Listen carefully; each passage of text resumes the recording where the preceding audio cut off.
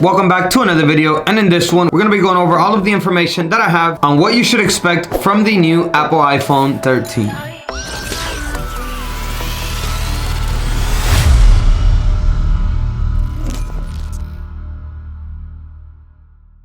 So welcome back to the video. My name is Sergio with Serg-Tech. In this channel I do a lot of tech reviews and tutorials. Go ahead and subscribe and hit the bell so that you can get notified on future videos like this. Alright, so the iPhone 13 is still a little bit away. It's rumored to be released in fall of 2021, around September, similar to previous iPhone release dates. So we're going to be going over all of the leaks and rumors up to date about the new iPhone 13. So let's jump right in. Alright, so first off, most likely it will be called the iPhone 13. However, there is a small chance that it may be named the iPhone 12s, since after the iPhone 5 and iPhone 6 they did come out with a S model the year after. So there's that slight probability of it being called the 12s and 12s Pro, but more suggestions point that it is going to be called the Apple iPhone 13, since the previous models were the iPhone 10, then iPhone 11, then iPhone 12, so most likely it will be the 13 now. Okay, so leaks are already pointing that there's going to be 4 models released just like the previous year. So there's going to be 2 base models, the iPhone 13 mini and iPhone 13, and the 13 Pro and 13 Pro Max. So the body and design of the Apple iPhone 13 is going to be pretty similar to the Apple iPhone 12. They're not going to change it up that much, but it is rumored that it's going to finally have a smaller notch. So this is something that a lot of us have been wanting for the past previous years, and it looks like the iPhone 13 is the one that's going to bring the smaller notch. The notch isn't going to be smaller on the width, it's actually going to be smaller on the height. So it's going to be a shallower notch, meaning that the notch is going to be smaller towards the top edge of the phone, so it's less noticeable around the edge of the phone. So this is going to be a nice improvement here for the aesthetics and the screen of the new Apple iPhone 13. It should make the screen look a lot nicer. So another area we're expecting to see improvements on the iPhone 13 is in the cameras. So it's rumored that it's going to have a larger image sensor, and what this is going to do is that it's going to be better for image stabilization, and it's also rumored to have an improved ultra wide camera, so that when you're taking those macro shots with the wide angle lens, the pictures will be of higher quality. And I would say that that is an area that should definitely be improved on in the iPhone cameras. So moving along, the other improvement that we should definitely look out for, like the iPhones bring every year, is a new and improved processor. So the iPhone 12 came with the Apple A14 Bionic chipset. Well, the Apple iPhone 13 should bring the A15 Bionic chipset, which is expected to be even faster than last year's model, which every year they upgrade the processor and make it even faster than the year before. It's also expected to bring an improved 5G chip for better connectivity and cellular data speeds, and with all the 5G improvements to be used more and more in the near future, a upgraded 5G chip is definitely something to improve on. The iPhone 13 is also gonna bring an improved Wi-Fi chip for better and faster Wi-Fi connectivity, and that is Wi-Fi 6E. It's also rumored that the iPhone 13 is going to be offered